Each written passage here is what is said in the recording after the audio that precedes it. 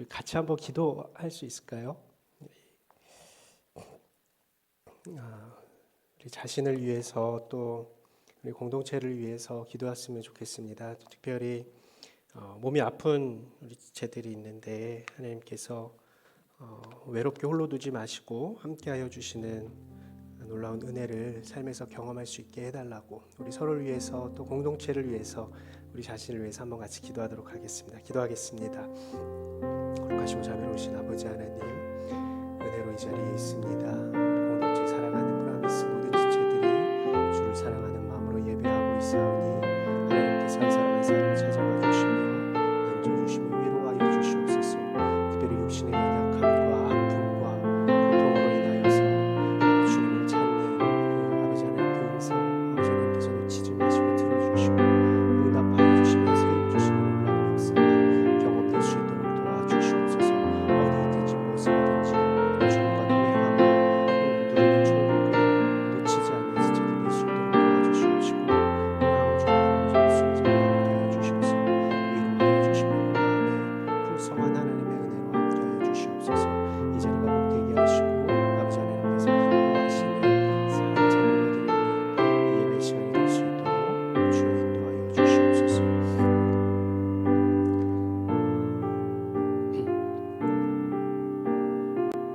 사랑하는 주님, 주님께서 너무나 사랑하시는 우리 프라미스 공동체가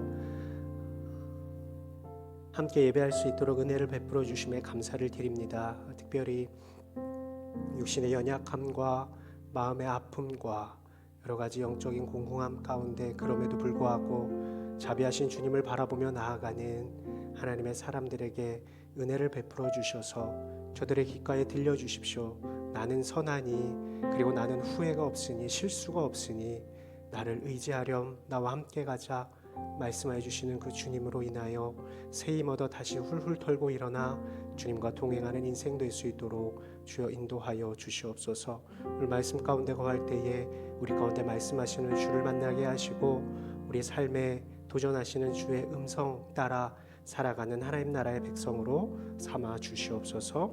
예수님의 이름으로 기도드립니다. 아멘. 네. 말씀 나누기 전에 가끔 이 목소리가 제가 좀 이 전문 용어로 삑살이라 그러죠. 좀 이렇게 엇나갈 때가 있는데 그냥 모른 척 하시면 될 것 같아요. 뭐 늘 설교할 때 모른 척 하셨었던 것처럼 그냥 음성이 좀 이렇게 돼도 그냥 모른 척 하시면 될 것 같아요. 참 우리 공동체 예배가 좋습니다. 가끔 기도할 때 그렇게 기도할 때가 있어요. 하나님, 오늘 드리는 이 예배가 저의 삶의 마지막 예배인 것처럼 또 처음인 것처럼 드려지게 해주십시오. 그 뭐냐면 처음 드려지는 예배는 굉장한 설레임과 기대감이 있죠. 여러분, 삶의 마지막에 드리는 예배는 어떠한 감정이 들까요? 정말 간절하지 않겠습니까? 오늘 이 예배가 마지막이구나 라는 마음이 든다면 얼마나 간절하겠습니까? 그래서 오늘 드리는 예배가 나의 삶의 처음 예배이면서 동시에 마지막 예배인 것처럼 해주십시오라는 기도를 할 때가 있어요. 그래서 주님의 이름으로 축복합니다. 우리 공동체 예배가 늘 그랬으면 좋겠습니다. 그래서 그 예배를 통해 부어주시는 하나님의 위로하심이 저와 여러분 가운데 늘 충만하시길 주님의 이름으로 축복합니다. 오늘 본문은 그러므로라는 접속사로 시작합니다. 이 그러므로라는 말은 말 앞에서 나온 말을 이어서 받는 접속사이죠. 바울은 로마서 처음 시작부터 오늘 본문 앞장인 11장까지 참 복음의 의미와 구원이 무엇인지에 대해서 길게 설명해 왔습니다. 유대인 이방인 할 것 없이 하나님의 주권적 선택에 의해 그리고 그 어떤 것도 끊을 수 없는 하나님의 사랑을 믿는 믿음으로 말미암아 구원을 얻는다. 하나님은 그 누구도 포기하지 않으시고 긍휼과 자비를 베푸시며 당신의 구원을 이루어 가신다라는 것입니다. 그래서 더 이상 죄와 사망의 법에 억눌려 있는 것이 아니라 생명의 성령의 법으로 자유케 된 하나님 나라의 백성으로 살아가게 된다라고 길게 11장까지 이야기를 했습니다. 이 로마서에 나타난 복음을 이해하는 데 가장 중요한 키워드는 하나님의 은혜입니다. 도무지 어떤 방법으로도 이 영원한 사망의 늪을 피할 수 없는데 끊을 수 없는 하나님의 이 사랑, 그 본체이신 예수 그리스도께서 이 땅에 오셔서 우리에게 구원을 허락해 주신 하나님의 그 은혜, 그 하나님의 은혜만이 하나님 나라 백성의 삶의 보장이며 그 은혜만이 영원한 생명의 보증이 되는 것입니다. 그 은혜를 입었기 때문에, 그 은혜로 말미암아 하나님의 나라를 허락받았기 때문에, 그래서 이어지는 말씀이 그러므로 라고 이어지는 거예요. 괜찮으세요? 이어지는 거예요. 다시 한번 읽어보죠. 우리 1절 말씀 같이 읽겠습니다. 1절 시작. 그러므로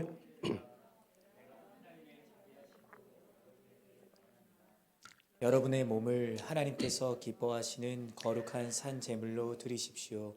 이것이 여러분이 드릴 영적 예배입니다. 아멘. 바울은 그러므로 형제들이여 내가 하나님의 자비하심으로 여러분에게 권합니다라고 그 권면의 시작을 하나님의 자비하심으로 삼고 있습니다.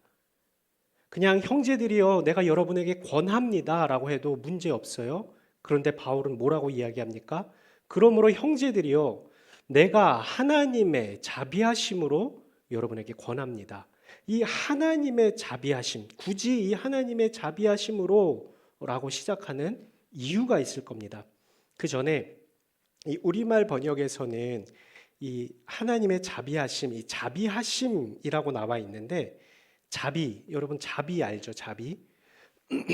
우리가 학교 다닐 때 배운 이 가산명사, 불가산명사가 있어요.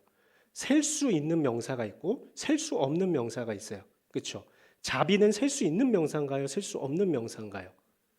셀 수가 없는 명사예요. 불가산명사죠.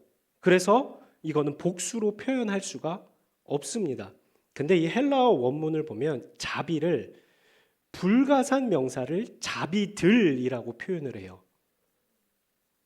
특이하지 않나요? 이 개역개정 번역에서는 모든 자비하심이라고 쓰고 공동 번역에서는 하나님의 자비들이라고 표현을 하고 있어요. 무슨 말입니까?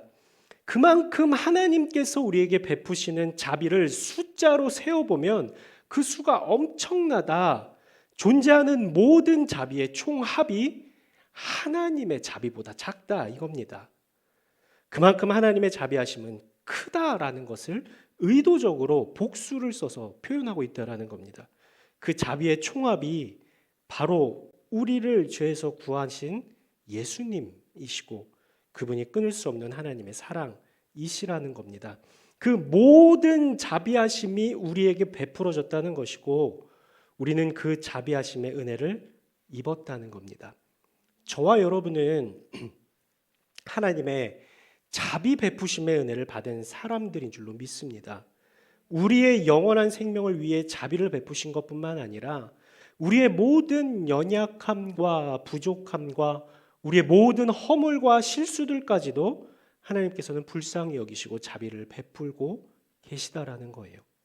그래서 넘어지더라도 나의 초라함을 적나라하게 직면하게 될 때에도 창피한 것 투성이어서 그 누군가에게도 이야기하지 못한 그 상황에도 그거 묵상하고 있는 게 아니라 무엇을 바라보아야 된다? 하나님의 자비하심을 바라보아야 한다라는 겁니다. 왜요? 하나님의 자비하심은요, 우리네가 생각하는 수준의 자비가 아닌 세상에 존재하는 모든 자비의 총합보다 크기 때문에 그 자비하심을 우리에게 베풀고 있기 때문에 우리는 생각해보죠. 우리가 누구를 도와줘요. 불쌍히 여겨서 도와줘요. 자비를 베풀어서 도와줘요. 그런데 우리가 할 수 있는 한계가 있고 만약에 내가 도와준 이 사람이 나에게 조금이라도 마음 상하게 하면 어떻게 돼요? 금방 뒤돌아서는 게 우리 인간입니다. 그런데 하나님의 자비하심은요, 우리의 모습이 어떠할지라도 심지어 당신의 아들 예수 그리스도를 향하여 저주하고 손가락질하는 사람까지도 구하시는 자비를 지금도 저와 여러분에게 베풀고 계시니 우리의 연약함과 부족함이 보일지라도 그래서 내가 하나님 앞에 나갈 수 있는 존재가 맞는가라는 생각이 들 때에도 그 생각 뒤로 하고 하나님의 자비하심을 더 묵상하라는 겁니다. 왜요? 하나님의 자비하심이 그만큼 크기 때문에 그렇다라는 거죠. 그래서 실패하고 넘어지고 또 실패하고 넘어져도 다시 털고 일어날 수 있는 출발이 어디다? 하나님의 자비하심이다.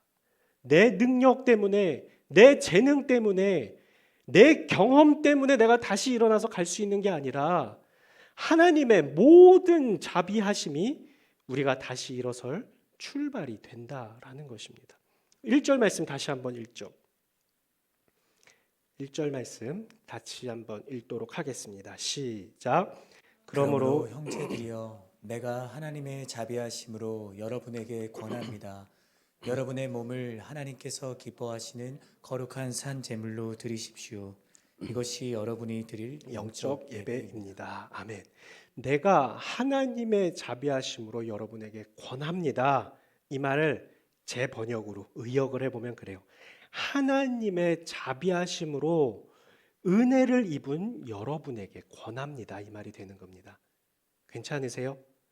그러므로 형제들이여 내가 하나님의 자비하심으로 여러분을 권합니다. 이거는 하나님의 자비하심으로 은혜를 입은 여러분들이여 내가 여러분에게 그 은혜를 받은 여러분에게 권면합니다. 이렇게 되는 거예요. 하나님의 크신 자비하심의 은혜를 입은 우리에게 권하는 사도 바울의 말이 뭐예요? 우리의 몸을 하나님께서 기뻐하시는 거룩한 산 제물로 드리는 영적 예배의 삶을 살라. 이게 권면의 핵심입니다. 뭐를 산 제물로 드리래요? 뭘 드리래요? 몸을 드리랍니다. 볼품 없는 우리의 몸을 받으시겠다고 드리래요. 유대인들은 바울의 이 말을 듣고 금방 구약의 제사를 생각했겠죠. 자신을 대신할 흠없는 소나 염소나 양이나 비둘기를 잡아서 제단에 올려서 하나님께 제사를 드리는 이미지를 바울이 12장 1절을 쓸 때 느꼈겠죠. 그런데 1절 말씀을 자세히 보면 말의 앞뒤가 맞지 않는 말들이 몇 개 있어요. 한번 찾아보시죠. 먼저 이 말씀에서 한번 찾아보세요. 우리의 몸을 하나님께서 기뻐하시는 거룩한 산 제물로 드리라. 이 말이 조금 앞뒤가 안 맞는 게 있나요? 예, 산 제물. 자, 구약의 제사법에서 소나 양이나 염소, 이 비둘기를 제물로 바쳤을 때 제물이 살아있는 경우가 있습니까? 없습니까? 없어요. 다 죽습니다. 산 제물이라는 말이 앞뒤가 안 맞죠. 제물은 살아있을 수가 없어요. 그런데 바울은 산 제물이랍니다. 두 가지를 한번 생각해 볼 겁니다. 첫 번째, 산 제물의 의미가 뭐냐? 죽었다는 것. 죽었다는 것은 자기 마음대로 아무것도 할 수 없다라는 겁니다. 제가 장례를 다녀보면서 입관을 할 때 들어가면 이제 염을 이렇게 하잖아요. 소독약으로 닦고 막 이제 화장도 하고 그래요. 그런데 이분이 가만히 있어요. 이 염 받으시는 분이 왜 가만히 있죠? 팔을 들어서 옷을 수의를 입히면은 그대로, 옆으로 이렇게 옆으로 돌리면은 그대로 움직여요. 죽었다는 거죠. 결국 산 제물로 드리라는 것의 첫 번째 의미는 하나님이 이끄시는 그대로 움직이는 것이 산 제물의 삶이다라는 거예요. 산 제물이니 살아있는 모든 순간에 하나님 이끄심대로만 살아가는 것이 우리의 몸을 하나님께서 기뻐하시는 거룩한 산 제물로 드리라는 의미입니다. 하나님 이끄시는 대로. 이걸 두 글자로 줄이면 뭘까요? 전문 용어로 순종이겠죠. 자, 바울이 1절 말씀을 기록할 때 그의 눈앞에는 마치 이 레위기 1장이 펼쳐져 있었을 거예요.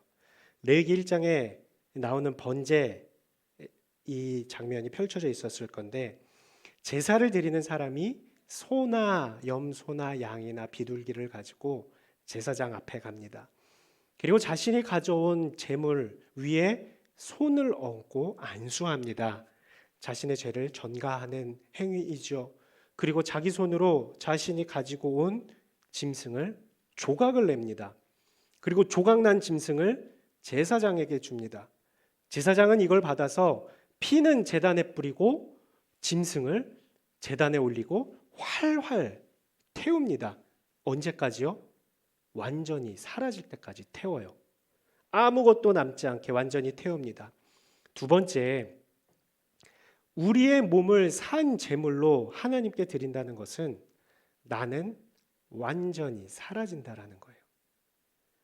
제물이 태워져서 완전히 사라지는 것처럼 내 의지나 판단이나 내 주장과 고집이 완전히 사라지고 오직 주님만이 사신다라는 겁니다. 그게 갈라디아서 2장 20절에 나오는 나는 죽고 누가 사는 거예요? 예수가 사는 삶. 두 가지 말씀드렸어요. 첫 번째는 우리의 몸을 산 제물로 드리라는 것의 첫 번째 의미는 순종의 삶을 사는 겁니다. 두 번째는 그리스도가 주인된 삶을 사는 것.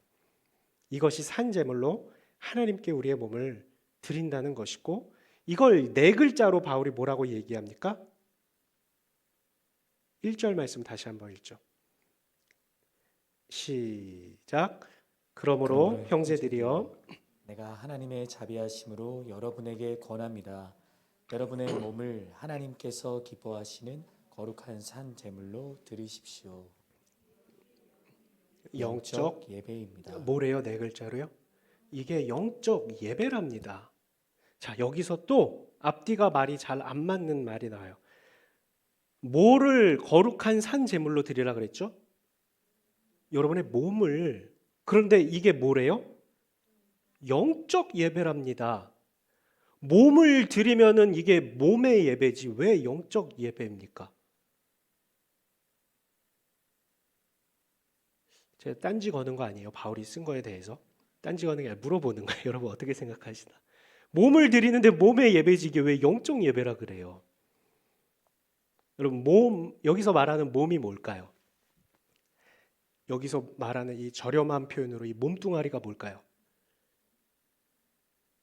여기서 말하는 게 몸 자체를 얘기할까요? 제가 여러분 앞에 이렇게 서 있는데 여러분이 저를 보고 몸이 서 있네 그러나요? 저기서 누가 와요? 그러면 몸이 오네. 저 영건이 몸이 오네. 이러나요? 몸, 여기서 말하는 몸은 겉으로 보여지는 현상은 몸이지만 이 몸으로 번역된 소마라는 헬라어 단어는 한 사람의 가치관, 인격, 인생, 삶, 전인적인 모든 것을 몸이라고 이야기를 한 거예요. 자, 정현종 시인의 방문객이라는 시가 꽤 오래전인 것 같아요. 이 교보, 광화문 교보에 이렇게 딱 크게 써 있었어요. 한 사람이 온다는 것은 실로 어마어마한 일이다. 한 사람의 일생이 오기 때문이다. 라고 써 있었어요. 한 사람이 온다는 게 실로 어마어마한 일인데, 왜냐하면 한 사람이 온다는 것은 그 사람의 일생, 그 삶이 오는 것이기 때문에 그렇다는 거예요. 몸은 사람의 모든 것을 표현하는 것입니다. 몸을 거룩한 산 제물로 드리는 것이 영적 예배다라고 하는데, 사실 이 영적 예배에서 영적이라는 이 번역된 단어가 뭐냐면 로기켄이라는 단어예요. 그러면 로기켄에서 영어에 뭐가 왔을 것 같아요? 로직이 왔어요. 로지컬. 그게 무슨 의미입니까? 이성적인, 논리적인이라는 뜻이에요. 이걸 원어 그대로 해석하면 몸을 산 제물로 드리는 것이 이성적이고 논리적인 예배다라는 거예요. 이제 조금씩 어려워지죠. 근데 이거 잘 따라오면 굉장히 은혜가, 제가 준비하면서 은혜가 됐어요. 영적 예배라는 것이 헬라어로 보면은 이성적인 예배, 논리적인 예배라는 의미가 있다라는 거예요. 우리가 영적 예배하면 어떤 이미지가 있습니까? 영적인 예배. 뭔가 신령하고 여기서 연기 나올 것 같고 뭔가 이성이나 논리로는 이해되지 않는 영역의 이미지가 영적이라는 이미지죠. 그런데 몸을 구별하여 산 제물로 드리는 것이 이성적이고 논리적인 예배라고 이야기를 하는 거예요. 영적이라는 것과는 좀 거리가 있는 것처럼 느껴지는데 왜 그게 이성적이고 논리적인 예배냐라고 이야기하냐. 우리 1절 말씀을 한 번 더 읽을게요. 앞으로 한 2번 정도만 더 읽으면 될 것 같아요. 1절 말씀 같이 읽겠습니다. 시작. 그러므로 형제들이여 내가 하나님의 자비하심으로 여러분에게 권합니다. 여러분의 몸을 하나님께서 기뻐하시는 거룩한 산 제물로 드리십시오. 이것이 여러분이 드릴 영적 예배입니다. 아멘.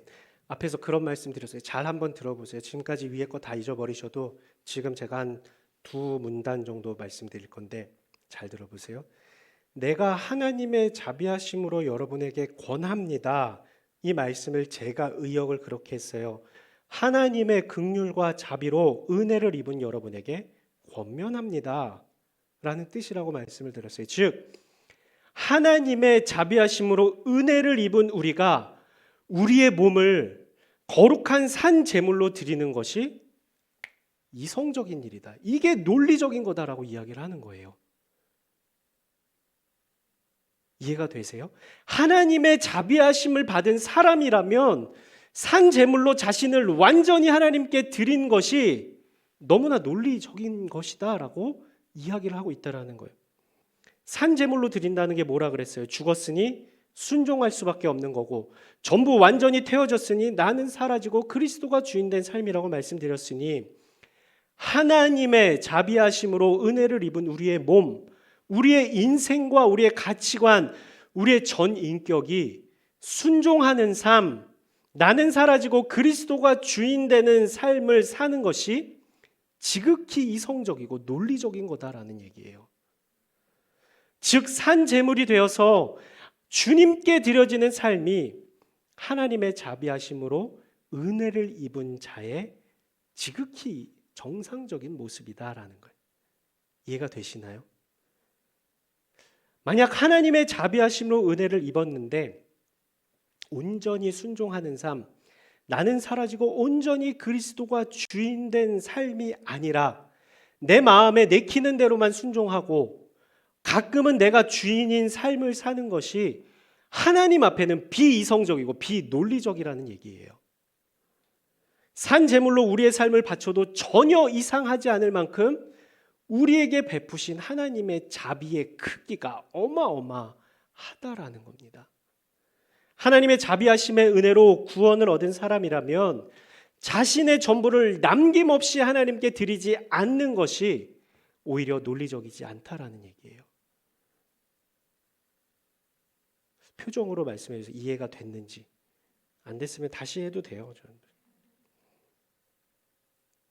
그러면 왜 우리가 보는 번역본에서는 이것을 영적 예배라고 했을까? 굳이 뭔가 신령해 보이려고 그랬을까? 의미가 분명히 있겠죠. 한번 제가 생각을 해보니까 하나님의 자비하심의 은혜를 분명히 깨닫고 드리는 예배는 그저 교회당에 와서 앉아 있다가 이사야의 표현대로라면 마당 뜰만 밟고 가는 겉으로 보여지는 예배는 아닐 겁니다. 요한복음에서 예수님 말씀하신 것처럼 하나님께서 찾으시는 예배자는 영과 진리로 예배하는 자이기 때문에 하나님의 자비하심으로 구원을 받은 우리의 예배는 마땅히 영적이고 진실한 예배일 수밖에 없기 때문에 영적 예배로 번역했겠다 생각이 듭니다. 그러고 보면 하나님의 자비를 입은 사람들이 드려야 마땅한 예배는 이렇게 주일에 한두 시간 정도 시간 내서 예배당에 와서 찬양하고 기도하고 교제하고 말씀 나누는 정도를 훨씬 넘어서는 것처럼 보입니다. 이것을 우리는 삶의 예배라고 이야기하죠. 이 한국 교회가 전통적으로 금지 오겹처럼 여겼었던 몇 가지가 있어요. 그 중에 한 가지가 주일 성수입니다. 물론 이 주일 성수가 보물과 같이 귀한 전통이죠. 그런데 이 주일 성수라는 어떤 율법적 형식이 가져온 폐해가 있다면 일주일에 하루, 사실 온전한 하루도 아닌 이 한두 시간 예배하면 나머지 6일은 그래 네 맘대로 살아도 괜찮다라고 생각하게 되는 자기 합리화를 위한 방패막이가 이 주일 성수가 되어버렸어요. 주일이라는 말도 그런 것 같아요. 여러분 주일을 일요일이라고 누가 얘기하면은 어때요? 별 상관없나요? 어려서부터 신앙생활하면서 이 일요일이 아니라 주일이다라는 얘기를 많이 들었었던 것 같아요. 그러다 보니까 누가 일요일이라고 얘기하면 되게 신앙 없는 사람처럼 보일 때가 있었어요. 그런데 사실 이것도 그래요. 일요일만 주일이겠습니까? 모든 날이 주님의 날이지 않겠습니까? 오늘 일요일만 주일이면 나머지 6일은 뭐 내 날입니까? 세상의 날입니까? 오히려 모든 날이 주님의 날이니 모든 순간이 주님의 자비하심과 구원의 은혜를 마땅히 기억하고 감사하며 기뻐해야 하는 날이다라는 거예요. 몸만 와서 이 자리에 앉아 있는 게 예배가 아니라 하나님의 자비하심의 은혜로 구원을 받은 우리 일상의 모든 삶이 우리의 모든 인생과 우리의 모든 생각과 우리 삶의 모든 순간에 구별된 산 제물로 마땅히 드려야 할 예배는 예배당을 넘어선 예배, 삶의 전부로 드리는 예배입니다. 그러니 이 예배는 시간과 공간을 넘어서게 되는 거죠. 그래서 2절로 그렇게 이어집니다. 우리 2절 말씀 같이 읽죠. 같이 읽겠습니다. 시작. 여러분은 이 세대를 본받지 말고 오직 마음을 새롭게 함으로 변화를 받아 하나님의 선하시고 기뻐하시고 온전하신 뜻이 무엇인지 분별하도록 하십시오. 이 1절에서 이게 영적 예배다라고 이야기하고 바로 뭐라고 나와요? 여러분 이 세대를 본받지 마십시오. 이 세대를 본받지 말라, 즉 우리가 대부분의 시간을 보내는 이 시대와 세상을 본받지 말라는 거예요. 우리가 살아가는 우리의 삶의 현장은 세상입니다. 바꾸어 말하면 우리가 예배드려야 하는 현장이 세상이라는 얘기예요. 여러분의 일터, 여러분의 사업장, 거기가 예배당이라는 겁니다. 우리는 이 시대와 세대의 흐름 속에서 같이 숨쉬고 있어요. 어쩔 수 없어요. 그런데 이 세대를 본받지 않는 것이 삶으로 드리는 예배의 시작이라는 겁니다. 본받지 않는다는 것은 세상의 틀에 갇혀서 그 틀대로 만들어지지 말라는 겁니다. 저희 집이 요즘에 그 막 역세권 이런 거 하잖아요. 역세권, 뭐 숲세권, 학세권. 저희 집이 붕세권이에요. 붕세권 아세요? 붕어빵 파는 데가 있으면 붕세권이래요. 붕어빵 가게들이 많이 없어져가지고 막 잘 모르시는구나. 뭐 좋은 빵만 드셔서 이 어플도 있어요. 붕어빵 파는 데 찾는 너무 많이 없어요. 근데 저희 지금 붕세권인데 이 뭔가 특별한 건 없는데 되게 맛이 있어요. 너무 유치한 질문입니다. 여러분 붕어빵이 무슨 모양입니까? 붕어빵 아시네요. 아시죠? 그 붕어 모양의 틀에 밀가루 반죽을 넣고 팥도 넣고 크림도 넣고 해서 몇 번 돌리면 이렇게 맛있는 붕어빵이 나와요. 왜 붕어 모양으로 나오죠? 틀이 붕어 모양이니까 그래요. 그런데 세상의 틀 안에 살아가더라도 그 틀대로 본떠지지 말라라고 바울은 이야기하는 겁니다. 붕어 모양의 틀에 들어가서 붕어빵으로 나오는 이 당연함에 익숙해지지 말라는 거예요. 세상의 기준에 나를 꾸겨 넣지 말라는 겁니다. 세상이 나를 쉽게 생각하지 못하게 만들라는 겁니다. 더 나아가서 그 틀 자체를 바꾸라는 겁니다. 붕어 모양의 틀이 아니라 하나님의 틀로 바꾸라는 얘기예요. 어떻게 가능합니까? 2절에 그래요. 오직 마음을 새롭게 함으로. 세상의 흐름에 휩쓸려서 에이 나도 별거 없지. 아이 그래 이 정도면 괜찮겠지. 어쩔 수 없다라는 이 자포자기의 심정으로 사는 게 아니라 마음을 새롭게 하라는 겁니다. 영어 번역 보면 이 세대를 본받지 말라라는 conform이라고 써요. 형태를 같이 하지 말라. 이 세대와 형태를 같이 하지 말고 마음을 새롭게 함으로 transform 되라. 형태를 바꿔버려라 라고 바울은 또 주님은 우리에게 권면하는 겁니다. 그런데 변화하라라고 말하지 않고 변화를 받으라라고 수동태로 이야기해요. 무엇으로 변화받을 수 있습니까? 성령의 도우심이 그래서 우리에게 필요하다라는 겁니다. 성령님의 강권적인 역사하심으로 변화를 받으라는 거예요. 성령님께 주도권을 내어 드리라는 이야기입니다. 그래서 2절 마지막 부분, 하나님의 선하시고 기뻐하시고 온전하신 뜻이 무엇인지 분별하도록 하십시오. 성령의 도우심으로 변화되어서 세상에 순응하는 삶이 아니라 산 제물로 하나님께 드림이 되는 삶이 하나님의 자비하심으로 구원의 은혜를 받은 우리가 마땅히 드릴 예배, 영적 예배라고 이야기하는 겁니다. 사랑하는 여러분, 이 예배의 삶을 절대로 놓치지 마십시오. 힘들 겁니다. 붕어 모양의 틀에서 붕어빵으로 안 나오려면 얼마나 힘들겠습니까? 세대의 대세적 흐름을 역류하는 삶을 사는 것이 너무나 힘드실 겁니다. 그래서 넘어질 때도 있고 포기할 때도 있을 겁니다. 그러나 우리에게는 무엇이 있습니까? 하나님의 자비하심이 있으니 실수하고 넘어져도 다시 주님 나를 불쌍히 여겨주십시오. 주님 나를 긍휼히 여겨주십시오.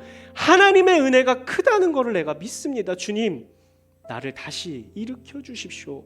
이 자비하심에 기대서 계속해서 영적 예배를 드리라는 겁니다. 여전히 하나님의 자비하심이 우리를 붙들고 여전히 성령님께서 우리를 포기하지 않으시고 우리를 붙들고 계실 겁니다. 그러니 우리는 또다시 그 자비하심으로 인해 다시 일어나서 마땅히 삶의 예배로 하나님께 나아가야 할 것입니다. 자, 이제 기도하고 축도하면은 예배가 마치는 것이 아니라 이 시간과 이어지는 또 다른 형태의 예배의 자리로 우리는 들어가는 겁니다. 여러분의 삶에서 이 예배가 멈추어지지 않으므로 하나님께 기쁨이 되고 정말로 세상에서는 줄 수 없는 기쁨의 잔치가 여러분의 삶 가운데 늘 충만히 임하시기를 주님의 이름으로 축복합니다. 우리 함께 찬양할 찬양이 그래서 예배로 들어간다, 이 임예 찬양입니다. 우리 한번 마음껏 하나님 앞에 결단하며 주님 이 예배하는 삶에서 내가 뒤처지지 않겠습니다. 이 예배하는 삶이 나의 삶을 계속해서 풍성히 채우실 하나님의 자비의 놀라운 역사의 현장이 되게 해주십시오. 이 시간 한번 같이 찬양하며 우리 모두 예배하는 자 되어 온전히 영과 진리로 주를 예배하자. 주가 우리와 함께 영원히 함께 하시고 마르지 않는 샘물로 우리 채우시리. 우리 모두 예배하는 자 되어 온전히 영과 진리로 주를 예배하자. 주가 우리와 함께 영원히 함께 하시고 마르지 않는 샘물로 우리 채우시리. 우리 모두 예배하는 자 되어 온전히 영과 진리로 주를 예배하자. 주를 예배하자. 주가 우리와 함께 영원히 함께 하시고 마르지 않는 샘물로 우리 채우시리라. 우리 목소리 높여 고백합시다. 우리 모두 예배하는 자들 온전히 영과 진리로 주를 예배하자. 주가 우리와 함께 영원히 함께 하시고 마르지 않는 샘물로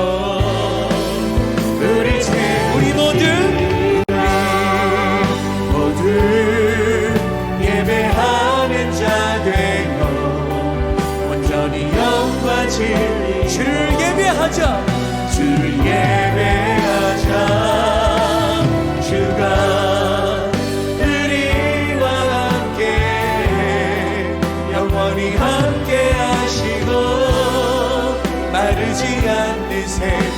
다시 한번 고백하며 나가십시다. 우리 모두 예배하는 자 되어 온전히 영과 진리 주를 예배하자. 주를 예배하자. 주가 우리와 함께 영원히 함께 하시고 마르지 않는 우리 다시 한번 더 간절한 심령으로 고백하며 나가십시다. 우리 모두 예배하는 자들 온전히 영과 진리로 주를 예배하자. 주 예배하자. 주가 우리와 함께 영원히 함께 하시고 마르지 않는 새 우리 마지막으로 함께 고백하며 나가십시다. 우리 모두 예배하는 자 되고 온전히 영과 진리로 주를 예배하자. 주가 우리와 함께 영원히 함께 하시고 마르지 않는 샘물로 우리 채우시리라.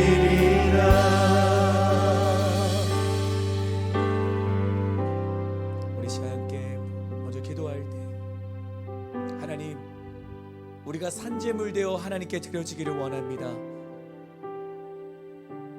하나님이 기뻐하시고 그 온전하신 뜻이 무엇인지를 분별하는 하나님이 받으시는 산재물로 우리가 드려지기를 원합니다. 하나님이 이끌어 가시는 대로 우리가 순종하며 살아가기를 원합니다. 그 순종의 삶이 우리의 삶 되게 하여 주시옵소서. 또한 우리의 자아와 세상을 쫓아 살아가려고 하는 우리의 모든 모습이, 우리의 전 존재가 하나님 완전히 불타서 정말 하나님만, 우리 안에 사시는 예수님만 사시는 그분이 이끌어 가시는 삶이 우리의 삶 되게 하여 주시옵소서. 우리 귀한 이 기도의 점을 기억하시며 우리 함께 기도하며 나가도록 하겠습니다. 같이 기도하십시다. 하나님 아버지 감사합니다. 우리가 이 시간 다시 한번 더 주님 앞에 기도하며 나아갑니다. 말씀을 기억하며 기도합니다.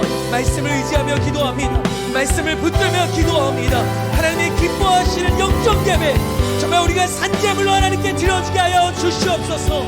주님, 하나님이 끌어가시는, 정말 하나님께서 우리가 말씀하시는 대로 지금 내가 그 가운데 서기를 원합니다. 주님이 말씀하시는 그 자리에 내가 서기를 원합니다. 순종의 제사, 그 순종의 예배가 이 예배하는 자리에서 그치는 것이 아니라 우리가 살아가는 삶 속에서 주님, 우리가 순종함으로 주님께 예배하는 자들에게 하여 주시옵소서. 우리의 힘과 우리의 능력으로 우리가 아무리 노력한다 할지라도 주님, 그 율법의 소리로 우리에게 들려지는 모든 말씀을 우리는 살아낼 수 없음을 다시 한번 더 고백합니다. 성령님, 다시 한번 더 우리의 모든 전존재가 하나님께 우리가 지배당하여서 그 말씀 속에서 우리가 순종하며 나아가게 하여 주시옵소서. 하나님 이끌어가시는 삶의 예배자 되기를 원합니다. 주님, 우리를 다시 한번 더 성령의 불로 우리를 타게 하셔서 완전히 주님, 우리가 우리의 모든 마음, 우리의 모든 시선과 우리의 모든 전존재가 주님께 드려지는 귀한 예배 되기를 원합니다. 나의 의지가 아니라, 나의 판단이 아니라, 나의 주장이 아니라 나의 고집이 꺾어지게 하시고 이 시간 그 모든 것을 하나님이 기뻐하시는 삶으로 우리가 올려드리게 하여 주옵소서. 내 안에 예수가 사십니다. 우리 프라미스 안에 예수가 사십니다. 그 사도와 우리의 참된 믿음의 고백이 우리의 고백되게 하여 주시옵소서. 하나님 감사합니다. 우리 다시 한번 더 기도할 때 우리 같이 결단하는 마음으로 함께 일어나서 기도하였으면 좋겠습니다.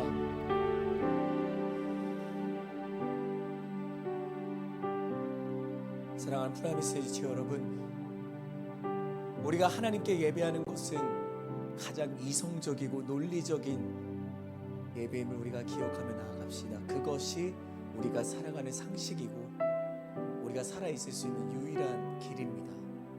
우리가 썬데이 크리스찬은 아니었는지, 그 가운데 우리가 자기 합리화하며 그 죄 속에서 우리가 허덕이며 살아가고 있지 않은지를 다시 한 번 더 말씀 앞에서 우리 점검하십시다. 모든 날이 주의 날 되기를 주님의 이름으로 간절히 축복합니다. 삶으로 드리는 예배가 우리의 예배가 되게 하여 주시옵소서. 우리가 2022년을 마무리하는 것이 아니라 2023년 하나님이 우리에게 무엇이 놀라운 일들을 우리가 기대하며, 하나님 정말 우리가 매일을 살아갈 때 주의 날로 우리가 온전히 드리는 삶으로 드리는 예배자 되게 하여 주시옵소서.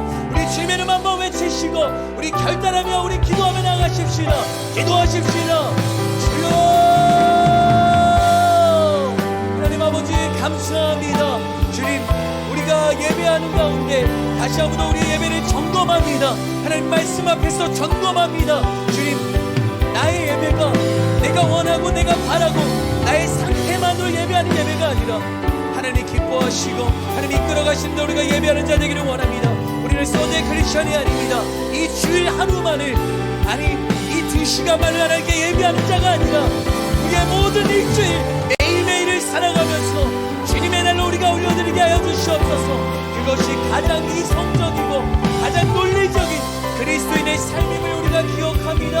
하나님, 우리가 정말 매일을 살아갈 때 세상 한복판 가운데서 살아가면서 마치 우리가 세상에서 원하고 세상이 바라는 대로 그렇게 찍혀서 살아가는 것이 아니라 우리가 세상을 역류하는 그 삶, 그것이 좋은 길이고 격착한 길이라고 할지라도 그 가운데 영원한 생명이 있음을 우리가 기억하며 주님 돌파하며 살아가게 하여 주옵소서. 우리가 삶으로 예배하는 자 되기를 원합니다. 하지만 그 또한 우리의 인간 노력으로 되지 않음을 고백합니다. 성령의 강권적 역사하심 속에 우리가 예배하는 자입니다. 성령님, 우리의 마음을 주장하시고 우리의 시선을 주님 온전히 하나님께 포커싱되게 하셔서 주님만을 바라며 주님만을 소망하며 살아가는 우리 모두가 되게 하여 주시옵소서. 그저 이것은 로마서에서만 우리가 살아낼 수 있다고 고백하는 것이 아니라 우리 또한 세상을 살아가는 그리스도인으로서 세상의 소금과 빛으로 이 땅 가운데서 오늘 바로 지금 이 자리에서 삶으로 예배하는 예배자 되게 하여 주시옵소서. 말씀 우리의 마음에 새깁니다. 말씀 우리 가운데 살아내기를 원합니다. 주님 말씀하실 때 우리가 그 가운데 서게 하여 주시옵소서. 말씀으로 숨을 쉽니다. 말씀으로 살아갑니다. 성령님, 우리의 온전한 주인 되어 주시옵소서. 성령님, 우리가 성령이 이끌으신 대로 살아가길 원합니다. 성령의 생각, 성령이 이끌어가신 대로 성령의 사랑으로 살아가는 우리 모두가 되기를 원합니다. 하나님, 그렇게 살아가는 우리의 인생 되게 하여 주시옵소서. 살아계신 하나님 아버지 감사합니다. 사도 바울의 그 믿음의 선포가 이 시간 우리를 향한 하나님의 살아계신 말씀임을 우리가 기억하며 또한 선포하며 나아갑니다. 주님, 우리는 결코 이 주일 하루만을, 아니 이 2시간만을 하나님께 예배하는 사람들이 아님을 고백합니다. 우리는 매일을, 매 순간을 주의 날로 고백하며 왕 되신 하나님, 우리의 삶과 생명의 주인 되신 하나님께 우리의 모든 전 존재를 아낌없이 드리는 사람들인 줄 믿습니다. 하나님의 기뻐하시고 온전하신 뜻이 무엇인지를 분별하며 세상에 역류하며 세상에 거꾸로 우리가 뛰어간다 할지라도 그것을 가장 복되다고 말씀하시며 잘한다 나의 충성된 종아, 그렇게 우리를 칭찬하시는 그 하나님을 우리가 바라보며 현재의 고난은 우리에게 나타날 영광과 결코 견줄 수 없도다라는 그 바울의 고백을 기억하며 주님, 우리가 성령의 이끌리심대로 성령의 강권적인 역사 속에 2022년 오늘을 우리가 하나님께서 기뻐하시는 영적 예배, 가장 이성적이고 가장 논리적인 예배가 우리 프라미스 예배 되기를 주님 간절히 기도합니다. 홀로 영광 받아주시고 때로 우리가 세상에 역류하며 살아갈 때 무너지고 쓰러지고 아파하는 순간 속에서도 하나님의 자비하심, 하나님의 그 모든 자비하심을 우리가 구하며 다시 일어설 수 있음을 그렇게 선포하며 나아가는 우리 프라미스 모든 지체를 되게 하여 주시옵소서. 감사드리며 이 모든 말씀 예수 그리스도의 이름으로 간절히 기도드립니다.